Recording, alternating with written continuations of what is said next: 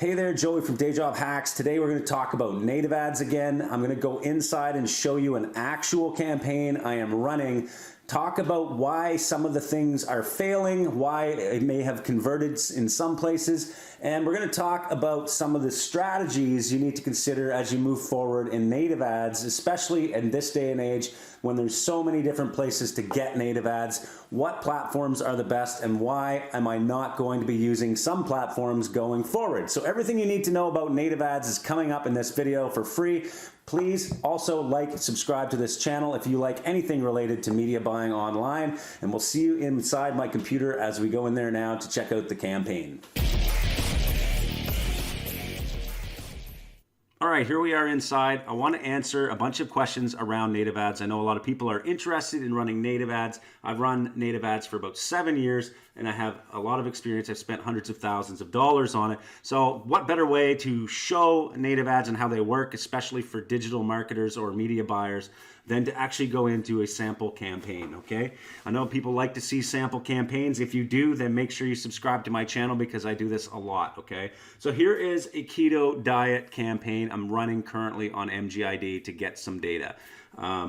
Whether I run this and try and scale it on MGID or not, it doesn't really matter. I'm gonna show you some of the strategies and things that you need to consider and why I like other platforms above MGID for the most part. So here we go.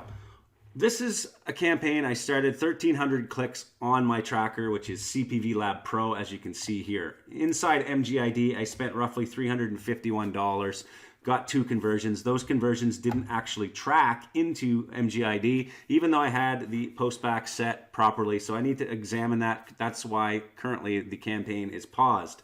I did happen to get the 2 widget IDs, which I'm going to show here in a second, how to get widget IDs. I'm not going to actually show the 2 converting widget IDs. Sorry about that, but I just don't need any more competition right now. So as you can see here, the beauty about running native ads for diet, I'm going to show you my ads though, is that you can pretty much run anything and be really be really aggressive in your ads. Okay, so here's an example of an ad, and this is the one that converted. You won't believe what she used to lose all of the weight. Okay, so basically you can't do this stuff on Facebook or Google.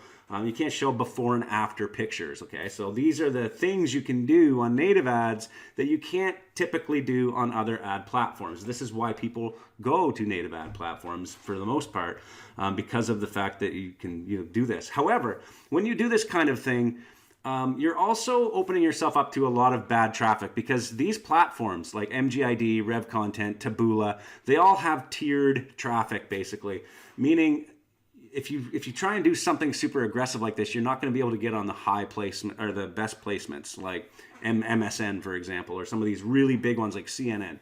They're filtering out these types of ads and they're putting them on their more, I guess, less sensitive placements. So you need to really work with an ad manager on these platforms to figure out where you're actually going to get placed and where you need to get them to put your ads in front of the right people. So if you're trying to do this blind and you're not working with somebody inside these platforms, you're really going to fail, in my opinion. The problem with MGID compared to other platforms like Rev Content and Taboola, let's talk about that right now. What is the problem here? First of all, when you're running ads on these platforms, you're typically trying to track the target placement IDs, okay? In some cases, like MGID, they're actually giving you a bunch of numbers, which is really hard, okay? And if you ask to get the data around what URL you're actually running on, they'll oftentimes not give it to you unless you only ask for maybe 1 or 2. If you try and get a whole list of placements that you're getting your ads shown on, they're not going to show you that, which is kind of unfortunate, because the way ad platforms are moving in the future and currently in the industry is it's so highly competitive. Why do you have to hide this data? It doesn't matter. We're going to find out where our ads are anyway. So why don't you just give us that information? And this is precisely why I choose other ad platforms which provide the extra data. For example, coming into Rev Content, if I see my conversions and it shows me the actual URL, why wouldn't I go here instead of trying to deal with a bunch of numbers. Now I can actually take these URLs, check them out, see if they're actually placements I want to have my ads on. I can check out more details, like bring it into a tool like SimilarWeb and see if there's other properties that I can also target, right? Instead of dealing with these widget IDs that, it just doesn't make sense. Now, Taboola is another one. I've done training inside Powerhouse Affiliate on Taboola, showing, setting up an ad and all that stuff. Again, they show you the domains, the actual placements that you're getting your traffic from, which is great. Now, there's other platforms out there that do that as well. So make sure when you're choosing your native ad platform that you're looking for ones that aren't super suspicious about their widget IDs. Okay, this is a thing of the past, in my opinion. Get rid of the widget IDs. Let's start dealing with actual placements. Okay, so that is a big thing. Now, the other things you need to consider is that you're going to be getting thousands of clicks. And they're probably not even going to match. Like, for example, let's go back to the dashboard here at MGID. And you can see I have 1,172 clicks here. But inside my tracker, I have 1,302. So there's a roughly, more than 10%, almost 20% of clicks I'm not paying for. So I'm getting extra clicks into my tracker. So there's going to be discrepancies. If you try and fight your brain to try and figure out where all this is happening, I mean, it's going to waste so much time. So don't try and figure out the exact click amounts, but you can just factor in to the matter that there's probably a bunch of bots going on here. There's a bunch of filters. There's different countries coming in from different placements, and you just have to weed through all of that and try and get your data. The next thing you need to do when you're running native ads is you need to make sure you're testing multiple landing pages. When you run only one single landing page, you're simply just not going to win. Many people will come into these platforms like Adplexity and they'll find a landing page that they think is going to work. They'll take it, they'll rip it, they'll run it, and all of a sudden they realize nothing is working. Oh my God, look how disgusting this ad is. I just realized that as I'm looking at this page. But anyway, as you're running these pages, you should be actually tweaking them, changing them to whatever thing you want, like changing the headlines, changing the images, changing the text, everything, because all of these pages here are pages that have been running for so long, and the people that are winning are the people that are constantly split testing. And I've said that in the previous video I just did this week, actually, that most of these pages you need to actually tweak. So when you click on these ads, this is Adplexity. You can get that at dayjobhacks.com/Adplexity. You can actually get a huge discount using that link, and it's also in the description below. But coming in, you can see that one of my landing pages clearly was the winner. If I would not have known that had I just started with landing page 1.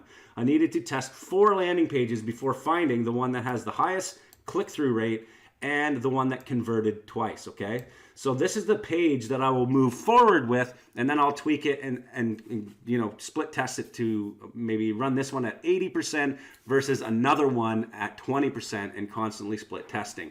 Ads is the next thing, okay? These are the teaser IDs. If you're not collecting that from your native ads platform, you're not going to know which ad is actually converting. Again, you can see right here, this one is the best ad out of all the other ones. So when I come in to my MGID platform and click on the ads, I can actually see which ad is the one that is converting, okay? So what are the next steps that I'm going to be taking when it comes to deciding what to do with this campaign? So a lot of people at this point may consider quitting the campaign because there's only 2 conversions. I only made roughly $75 and I spent $350. So I'm actually down about 80% on this campaign. Does that mean I have to quit now, or should I try it again, knowing everything I know inside this campaign? I know 1 ad converted, I know 1 landing page converted extremely well, and I know 2 placement IDs that converted. So why wouldn't I just take those specific pieces and put them together and run it specifically on that and then scale from there? And that is precisely what I will be doing, okay? And the only way to do that is to work with an ad rep and say, hey, there's 2 placement IDs. I want both of these. I want to know where they are. Let's go in. Let's find other placements that are similar to that. Let's set up this landing page, this ad. Let's just split test maybe 1 extra ad against it, and let's go from there. So that is why a lot of people fail at native ads, is because they aren't broadening the scope at the start of their native ads and running broad to find out these little pockets of information and then bringing all that information back into one campaign and testing from there. Okay, so moving forward, here are a few of my tips. I would say maybe start with a platform that allows you to see the actual placements. That way you get more data, you can see the actual placements that are working. You can make the decisions yourself as to whether these pages are the ones that you want to focus on, okay? Finding similar placements to a domain is a lot easier than finding placements related to a single digit or a digit like a number, like a widget ID, okay? So check out Rev Content, Taboola, and other platforms out there that do share those placements. Not to say MGID isn't a good platform and they don't have good traffic. I'm just saying that there are other ones out there that make it easier, especially if you're just starting out with native ads. If I had 0 conversions at this point, I would totally pause this and move on. But the fact that I have 2 conversions, I think there's enough information here to at least give it another shot, maybe with a couple $100 just to see if it's going to work. Anyway, thanks for tuning in. If you have any questions about native ads, don't forget to check out our advanced training at powerhouseaffiliate.com. There's links in the description for discounts on all the tools, as well as there are some traffic credits on some ad platforms out there for anyone who wants to try this themselves. Okay, best of luck. See you next week.